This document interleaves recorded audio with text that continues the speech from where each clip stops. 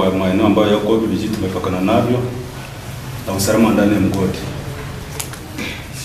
Kwa hiyo kwenye maeneo haya yote tuliona kwamba hali sio nzuri.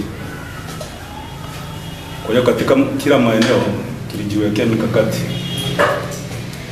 Eneo hili la nje ya usalama wa nje ya kijiji, kuna mazungumzo yanaendelea, kwa hiyo tunaenda vizuri.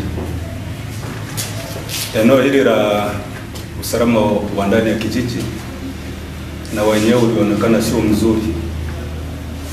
Kuna watu wameshakata wenzao na mapanga. Kwa hiyo tukao tumeomba hatua za kisheria zichukuliwe kwa wale watu ambao ni wahusika. Kwa hiyo kwenye eneo hili la mwisho ambalo ni eneo la mgodi, na lenyewe tuliona hali sio nzuri. Watu walishaanza kuingia mle kwa kutumia nguvu, kwa kutumia silaha.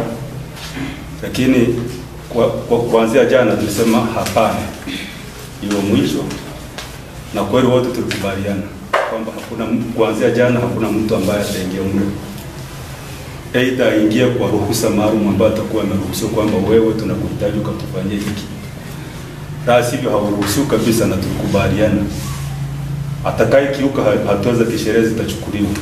Kwa jina naitwa Dickson Eliobanya, ni mwenyekiti wa serikali ya kijiji cha Nyabichuna. Kwanza kabisa nikushukuru wewe mkuu wetu wa wilaya pamoja na kamati yako ya ulinzi na usalama kwa kuliona hili. Lilikuwa limekuwa ni tatizo sana ndani ya vijiji hivi. Tulikuwa tunaliona, lakini pia tukushukuru kwamba umekuja umelitolea msukumo mkubwa na kutoa maagizo ambayo mimi tarehe 21 mwezi huu nilifanya mkutano na kutoa elimu hili uliyotupatia hapa kwa wananchi moja kwa moja. Wananchi walichukulia kwa uzuri na wao wakakiri kwamba ni makosa, na walio wengi wamesema wamesindikizwa na watu. Kwa kauli zilizokuwa zinatoka, kauli mbalimbali kwamba ingieni mgodini mchukue kilicho chenu. Baada ya kuwa tumewaeleza, wametuelewa, na hata jana hakuna mtu ameingia hata mmoja. Na kulingana na mahudhurio uliyoona machache Nyabichuna, mahudhurio yamekuwa machache kwa sababu maeneo yale tuliyofanyia mkutano tulifanyia pale pale wanapopitia wanaingilia. Kwa hiyo walio wengi waliogopa kuja kwenye mkutano wakiwa na wasiwasi kwamba wanaweza kukamatwa. Na dakika 20 zilizokuwa zimepita, askari walikuwa wamepambana pale na vijana maintruda wengi kweli. Kwa hiyo kiasi kwamba waliogopa kuingia pale kwenye mkutano. Na waliofika pia hawakuweza kusaini, walisema kwamba wanataka wasaini ya kuwakamata. Lakini mkuu wa wilaya ni kuhakikishia kwamba kwa hali halisi iliyopo, kuna baadhi ya vijana walikuwa wanatoka maeneo mbalimbali kuja kwenye eneo la kijiji cha Nyabichuna, na kuna wengine tuliwataja kwa majina. Nadhani jeshi la polisi litafanya kazi yao. Wale vijana ndio walikuwa wakifika pale wanahamasisha wenzao, hawaogopi polisi. Wanamkuki, mtu anamkuki anapambana kabisa na maaskari mpaka inapelekea watu kundi kubwa linapita sasa kwenda mgodini. Sisi kama kijiji cha Mjini Kati tulitikia wito kutokana na maagizo ya mkuu wa wilaya, tukaitisha mkutano mkuu wa kijiji na tukafanikiwa kupata mahudhurio mengi. Tulipata watu 637 ambao ni wanakijiji wa kijiji cha Mjini Kati. Tulizungumzia ajenda kuu ilikuwa ni ulinzi na usalama katika kijiji na maeneo yanayozunguka mgodi. Tulizungumzia kuhusu uvamizi uliotokea tangu tarehe 18 Jumapili na hali ilivyokuwa imechafuka katika mji, ikiwa ni senta ya mji wa Nyamongo kijiji chetu.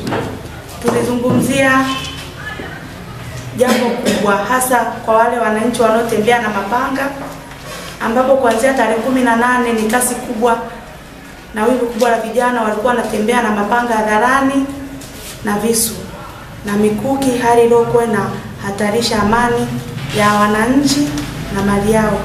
Lengo kuu ikiwa ni kuvamia mgodi. Tuliwaambia wasitafasiri matamshi ya Mheshimiwa Rais, kwa sababu hajaagiza kwamba wakavamie au kulinda mgodi.